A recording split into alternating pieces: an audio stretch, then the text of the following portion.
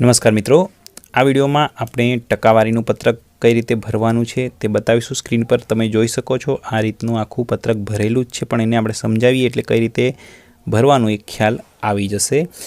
આ પત્રકને ધ્યાનથી જોઈ લેવાનું છે। અહીં આગળ પુરુષનો કુલ આંકડો, સ્ત્રીનો કુલ આંકડો અને ટોટલ બંનેનું એ અહીંયા આપણે લખવાનું છે। ત્યાર પછી તમે અહીં જોશો તો અહીં પ્રોગ્રેસિવ આંકડા એવું બતાવેલું છે, પરિશિષ્ટ નંબર 32। પ્રોગ્રેસિવ આંકડા પુરુષ સ્ત્રી કુલ। પ્રોગ્રેસિવ એટલે કે દર 2 કલાકે જે વધારો થતો જાય તે આંકડા છે। અહીંથી 7 અહીં સમય જોશો એટલે ખ્યાલ આવશે। 7 થી 9 નો સમય છે એટલે પહેલા 2 કલાક, ત્યાર પછી 7 થી 11 છે, પછી 7 થી 1 છે, પછી 7 થી 3, 7 થી 5 અને 7 થી 6 એટલે કે ટોટલ પ્રોગ્રેસિવ આંકડા અહીં બતાવે છે। પહેલા 2 કલાકમાં 17 થયું તો અહીંયા પણ 17 થશે, કારણ કે પહેલા 2 કલાકમાં બધું સેમ બતાવશે, પણ બીજા 2 કલાક અહીંયા 7 વાગ્યાથી ગણ્યા છે તો 45 જણાનું ટોટલ મતદાન થયું, જ્યારે અહીંયા માત્ર 9 થી 11 ની અંદર કેટલાનું થયું એ આપણે લખીશું। એટલે પહેલાં આપણે આ બાજુનો આંકડો ભરવાનો અને આ બેનું ટોટલ અહીંયા આવશે, એટલે કે અહીંયા 9 થી 11માં 28 જણાનું થયું તો 28 અને આગળના 17 થઈને પ્રોગ્રેસિવ કેટલા થયા 45, એવી રીતે 36 અને 16 52 થાય છે।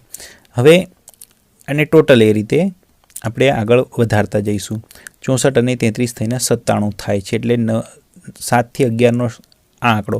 હવે એની ટકાવારી મેળવવા શું કરવાનું, તો જે પણ આંકડો આપણી પાસે આવ્યો એને 100 વડે ગુણી દેવાનો અને ભાગ્યા જે કુલ સંખ્યા હોય એના વડે આપણે ભાગાકાર કરી દેવાનો છે। આ ટકાવારીની સિમ્પલ રીત છે, આપણે બધા જાણીએ છીએ।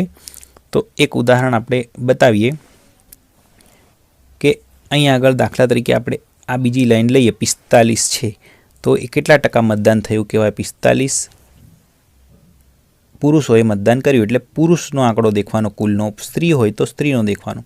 45 પુરુષોએ મતદાન કર્યું તો કેટલા ટકા મતદાન થયું કહેવાય, તો 45 ગુણ્યા 100 કરવાના, એટલે 4500 ભાગ્યા કેટલા કુલ પુરુષ છે 390, એટલે 390 તો આ ભાગાકાર કરતાં 11.53 આવે છે। તો અહીં આગળ તમે જોઈ શકો છો 11.53। એ જ રીતે દરેકનું 52 ગુણ્યા 100 ભાગ્યા સ્ત્રી હોય તો 378, આપણે એ પણ કરીને જોઈ લઈએ। 5200 ભાગ્યા 378, કારણ કે સ્ત્રીનો આંકડો 378 છે એટલે એનો જવાબ આવે છે 13.75। આ રીતે આપણે ટકાવારી કાઢવાની છે।